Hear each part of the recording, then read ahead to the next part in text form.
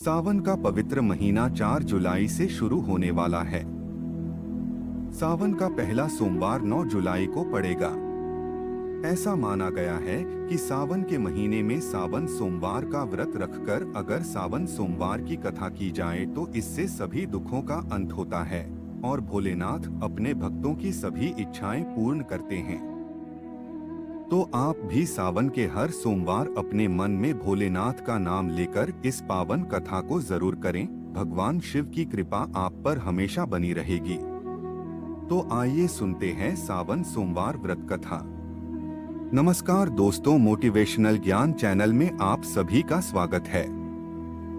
अगर आप भी भगवान शिवजी के भगत हैं, तो कमेंट में हर हर महादेव जरूर लिखे। तो चलिए शुरू करते हैं आज की प्रस्तुति।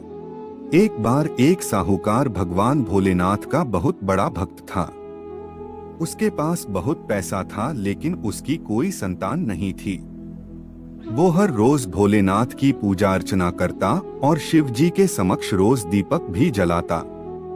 साहूकार की केवल यही इच्छा थी कि उसके घर संतान हो।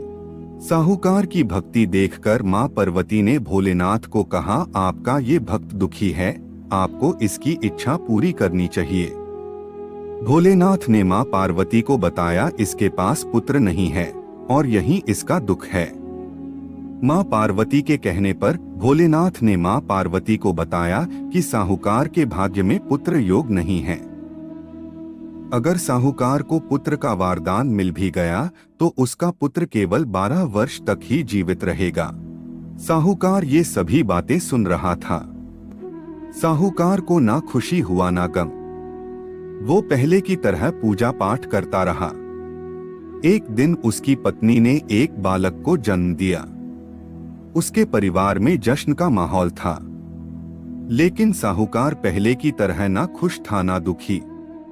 11 साल की उम्र में साहूकार ने अपने बालक को उसके मामा के साथ शिक्षा ग्रहण करने के लिए काशी भेज दिया। साहूकार ने अपने साले को बोला, रास्ते में ब्राह्मण को भोज भी करा दें।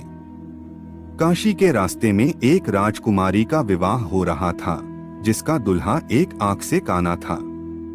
उसके पिता ने जब अति सुंदर साहूकार के बेटे को देखा तो उनके मन में आया कि क्यों न इसे ही घोड़ी पर बिठाकर शादी के सारे कार्य संपन्न करा लिए जाएं।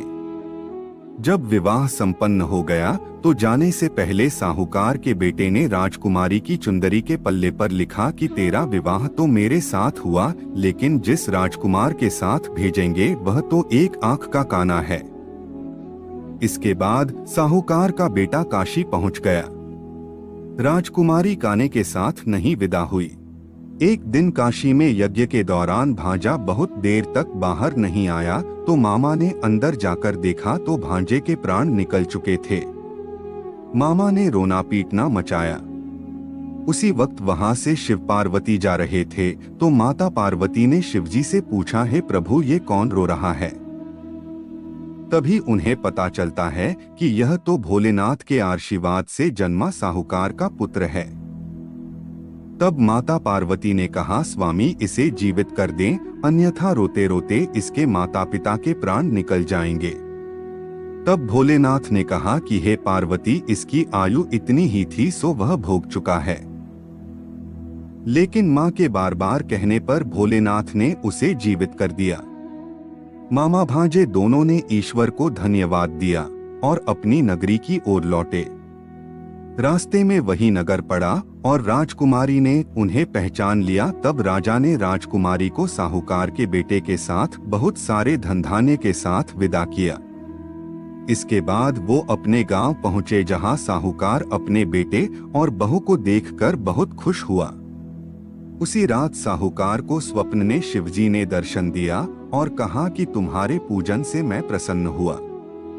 इसी प्रकार जो भी व्यक्ति इस कथा को पढ़ेगा या सुनेगा उसके समस्त दुख दूर हो जाएंगे और मनोवांछित सभी कामनाओं की पूर्ति होगी।